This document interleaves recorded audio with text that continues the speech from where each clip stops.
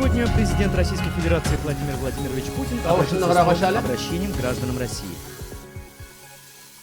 В связи с пандемией закрываются торговые центры, учебные заведения, детские сады. Отменяются все массовые мероприятия и концерты. Самоизоляция продлевается.